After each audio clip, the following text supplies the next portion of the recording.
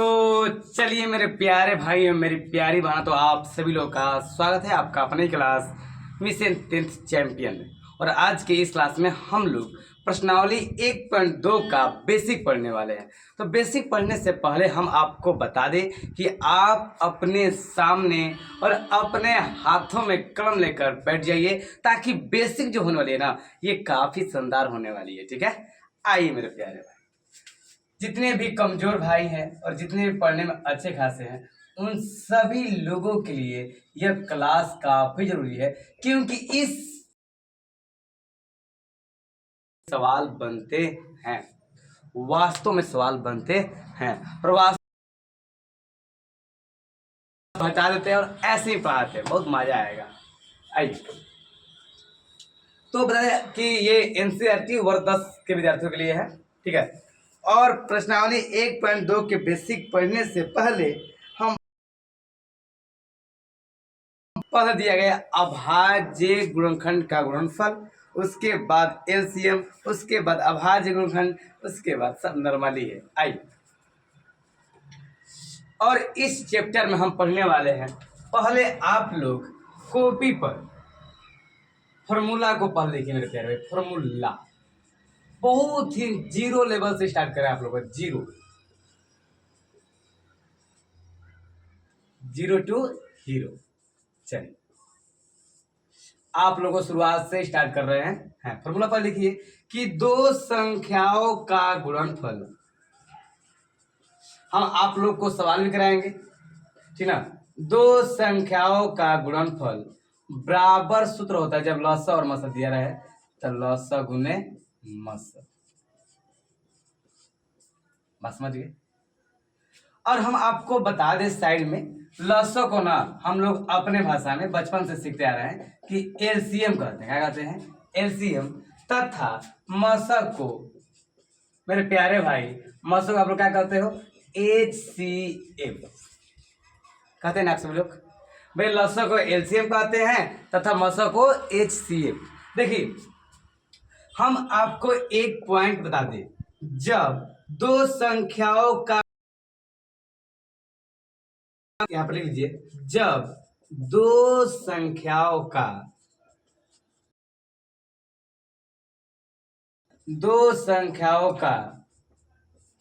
गुणनफल दिया हो, ठीक है, तथा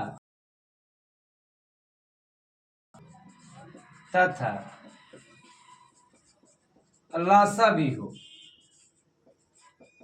तो मसा क्या होगा? मसा बराबर 1। जब दो संख्याओं का गुणनफल दिया हो और लसा भी दिया हो, तो मसा बराबर क्या होगा?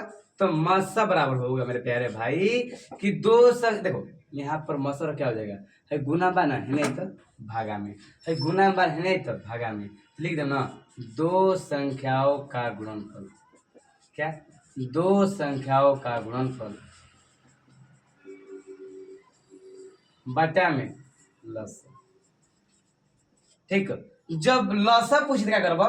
जब लसा पूछी ना हमारा से, कहो देखिए भाई ध्यान से देखिए, जब लसा पूछी ना तो लिख देम ना, दो संख्याओं का गुणनफल, दो संख्याओं का गुणनफल। लसन पूछा है तो लसा तक मौसा ना भागा में हो, बता क्या हो जाई? मसा। क्लियर बाबा? अब नहीं के ये भोजपुरी बोल रहे हैं आप, चलिए भोजपुरी बोलते हैं, नहीं चलिए हिंदी सही है।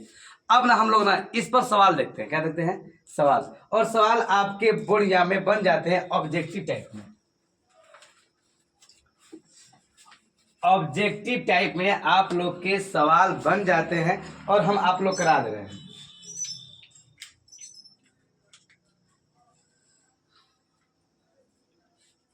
आइए थोड़ा इंक भर,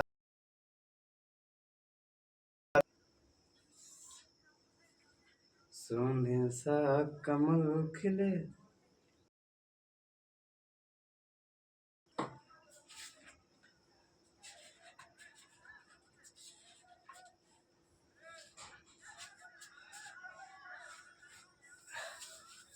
सवाल आप लोग बन जाता है कि दो संख्याओं का गुणनफल, दो संख्याओं का गुणनफल 60 है। कितना है? 60 है, ठीक ना। तथा लस 5 है, तो मसा ज्ञात कीजिए। थोड़ा ध्यान से देखिएगा। तो मसा ज्ञात कीजिए। कहा गया है ना, दो संख्याओं का गुणनफल 60 है तथा लसा 5 है, तो मसा बराबर, तो हम लोग जानते हैं कि मसा बराबर जब दो संख्याओं का गुणनफल दिया हो तो मसा बराबर हो जाएगा दो संख्याओं का गुणनफल बटा में लसा। तो लिख देंगे मसा बराबर दो संख्याओं का गुणनफल। देखो बाबूधन, आप थोड़ा ध्यान समझिए। दो संख्याओं का गुणनफल बटा में लसा, बटा में लसा। तो आप ही बताइए दो संख्याओं का गुणनफल कितना है? तो भैया 60 है।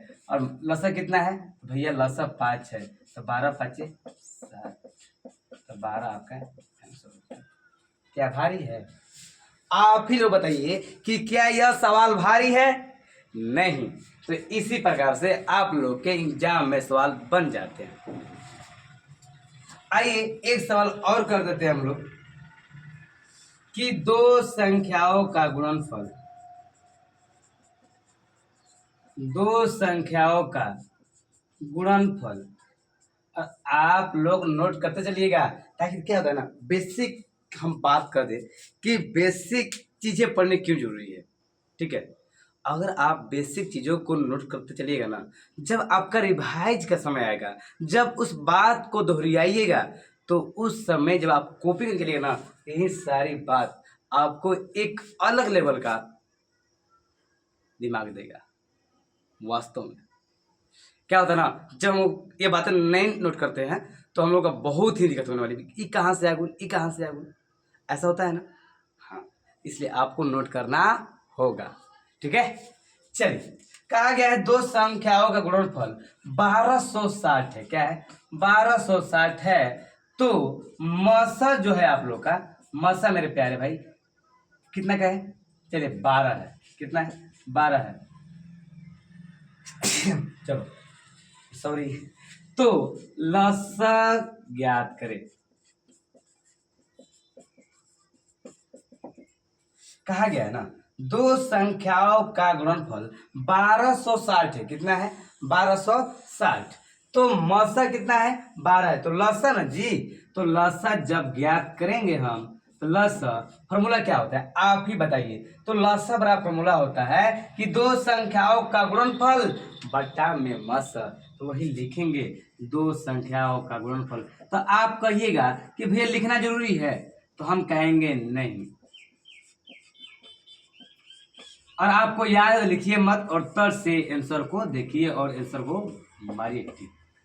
तो दो संख्याओं का गुणनफल कितना हो जाएगा? तो भैया कितना है? 1260। 1260 तथा मसा कितना है? मसा है भैया 12। इसको घटाएंगे तो 105 बार में कट जाएगा और आपका लसा बराबर 105 आंसर हो जाएगा। कोई दिक्कत नहीं ना। आइए तीसरा सवाल करते हैं इसी पर मेरे प्यारे भाई। अब मैं तीसरे सवाल देखते हैं। ये क्लियर हो ना आप लोग का? लसा और मसा जब ज्ञात कीजिएगा, लसा और मसा जब ज्ञात कीजिएगा, तो ये सारे बात क्लियर हो गया। जब दो संख्याओं का गुणनफल दिया हो, ठीक है। और प्रश्नावली एक मिनट दीजिए आप लोग, ठीक ना। भाई लोग आए, एक मिनट आगे।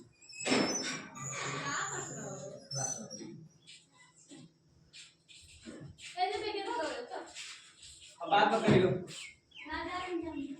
तो चलिए, वास्तव में बहन लोग आ गई थी, ठीक है। तो इस प्रकार का मसा और लसा आप लोग याद हो जाएंगे। तीसरा सवाल हम कराने वाले हैं कि जब जब ना कहेंगे यदि लसा 30 है। कितना है? लसा 30 है तथा मसा 20 है तो दो संख्याओं का गुणनफल ज्ञात कीजिए। बाबू धन रे, देख कितना आसान है।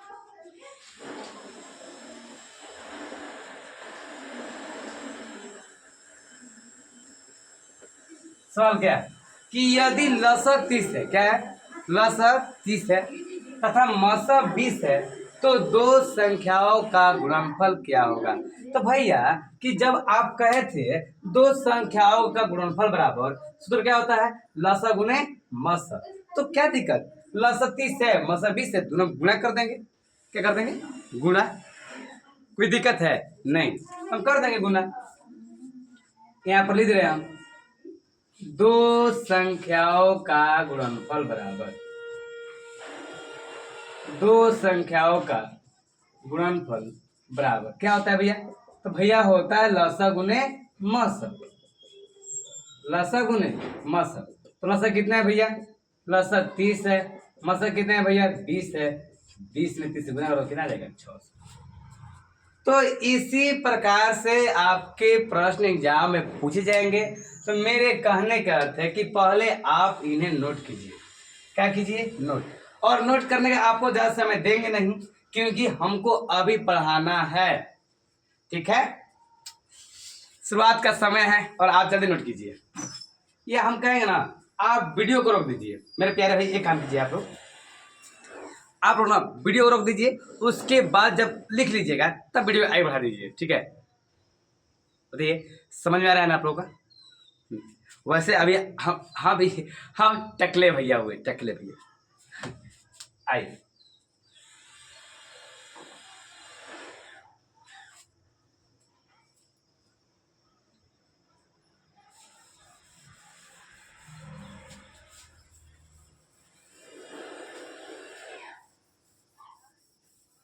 अब जो भाई नहीं उतारे हैं तो आप वीडियो पीछे कर लीजिए और ध्यान से उसको लिखिए पानी।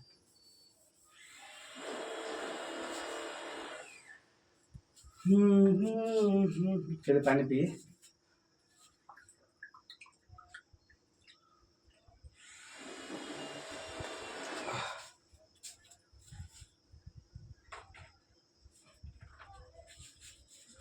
पानी काफी जरूरी है।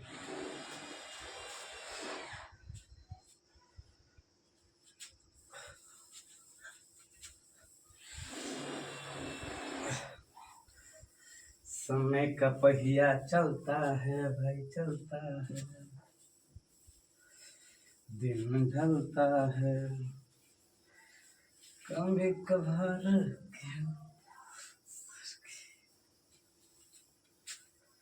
चलिए कैसे हैं आप सभी लोग, तो इनको ना अच्छे से साफ कर लेते हैं ताकि हमको ही पढ़ना है। जाने वफा का ये हो भरम। थोड़ा समय लगता है बोर्ड को साफ करने में। आइए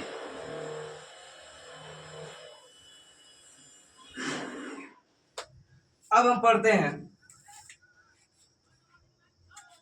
यहाँ पर इधर आप लोग का प्रश्नावली 1.2, ठीक है। चलिए अब पढ़ते हैं पहली संख्या बराबर। देखिए पहली संख्या बराबर, तो पहली संख्या फॉर्मूला होता है लसा गुने मसा बटा में दूसरी संख्या। क्या होता है, लसा गुने मसा बटा में दूसरी संख्या। अगर दूसरी संख्या पूछ दे आप लोगों से, अगर दूसरी संख्या पूछ दे मेरे प्यारे भाई, तो फॉर्मूला होता है लसा गुने मसा बटा में पहली संख्या। आप हमारे बात समझ रहे हैं। तो भैया आप कहिएगा कि भैया ये तो आप हमको बता दिए कि पहली संख्या बराबर सूत्र होता है लसा गुने मसा बटा में दूसरी संख्या, और दूसरी संख्या पूछे तो लसा गुने मसा बटा में पहली संख्या। अब आप यह बताइए कि इससे सवाल कैसे बनेगा। आप थ्योरी पढ़ा रहे हैं हाँ, फिर आप लोग पढ़ा रहे हैं तो आप बताइए इससे सवाल कैसे बनेगा। तो आइए, क्या दिक्कत, आइए हम बता रहे हैं। सवाल आ जाएगा कि दूसरी संख्या ज्ञात कीजिए, दूसरी संख्या ज्ञात कीजिए यदि लस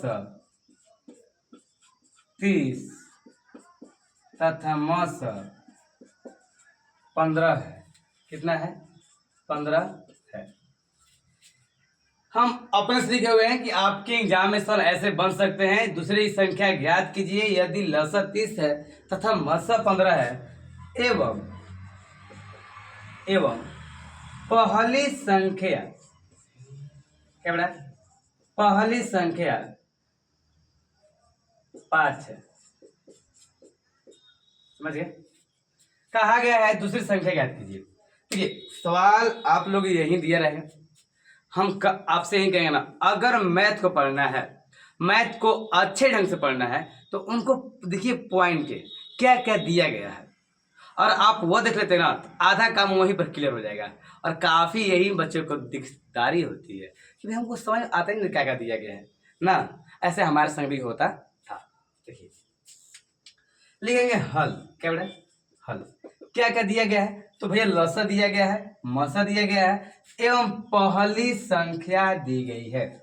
तो दूसरी संख्या भैया पूछा है ना, तो दूसरी संख्या बराबर फॉर्मूला हो जाता है कि लसा गुने मस। भी लिखवाए हैं आप, क्या लिखवाए हैं?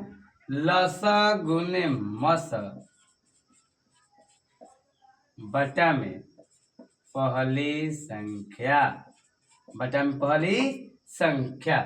तो आप ही बताइए लसा कितना है, तो भैया लसा 30 है, मसा कितना है तो 15 है, तो पहली संख्या कितनी है तो 5 है, तो भैया कट जाएगा, 5 3 है 15, 30 3 है 90। तो आपकी दूसरी संख्या बराबर हो जाएगा 90 आंसर। आइए दूसरे टाइप के सवाल कैसे बन सकते हैं इससे। आइए टाइप देते दूसरा, आप लोग सवाल बन जाएगा ना कि यदि लस 200 तथा मस 50 है तथा ना एवं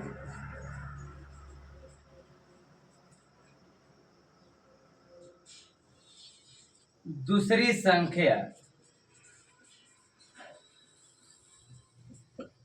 संख्या 10 है तो पहली संख्या ज्ञात कीजिए।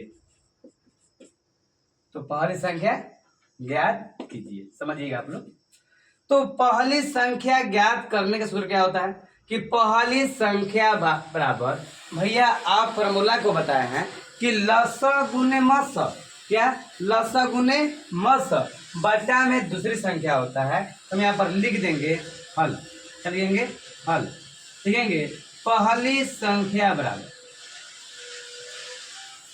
आवाज लेना, आवाज बाहरी ज्यादा आ रही है, चलो कोई दिक्कत नहीं। पहली संख्या बराबर लसा गुने मस बटा में दूसरी संख्या, लसा गुने मस बटा में दूसरी संख्या। तो लसा कितना है भैया 200 है, मसा कितना है भैया 50 है तथा दूसरी संख्या कितना है भाई, दूसरी संख्या 10 है। कितना है? 10। क्लियर? तो एक सोना से एक सोना खत्म, भैया सोना ना शून्य, क्या बेटा? शून्य। तो एक शून्य से एक शून्य खत्म, 205 कितना हुआ आप लोग बताइए? 1000। 1000 आप लोग का आंसर हो जाएगा। कोई दिक्कत है? नहीं भैया। यदि लसा 200 है तथा मसा 50 है एवं दूसरी संख्या 10 है तो पहली संख्या ज्ञात कीजिए। तो बहुत ही आसान है, लेकिन आपको आसान से पहले यह फॉर्मूला को जानना होगा और आपको याद करना होगा। चलिए ठीक है, ये सॉल्व कर लिए। अब आता है एक अभाज्य गुणनखंड। क्या आता है मेरे प्यारे भाई? अभाज्य गुणनखंड।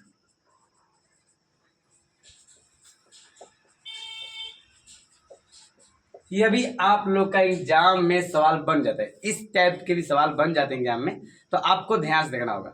सवाल आएगा, आप सवाल कैसे आएगा भैया, आप हमें ये बताइए। ये बोले हम अभाज्य गुणनखंड मतलब होता है उसको तोड़ना। क्या होता है?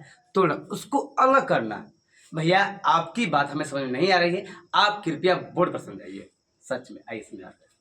सवाल आ जाएगा ना कि 1000 का अभाज्य गुणनखंड ज्ञात कीजिए। क्या?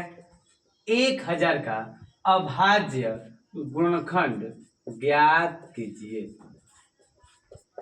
आइए, तो 1000 कहा गया ना, तब 1000 जैसे आप एलसीएम ज्ञात करते हो, जैसे आप एलसीएम ज्ञात करते हैं ना आप लोग, ठीक उसी प्रकार से अभाज्य गुणनखंड भी है। ठीक है, आइए, तो सबसे पहले हम छोटे अंक, तो भाई छोटा अंक क्या होगा भैया? 0। तो 0 से कोई अंक में भाग तो क्या होगा? ठीक है, नहीं, एक तो एक से अब अगर भाग देंगे आप तो 1000 बार में कट जाएगा।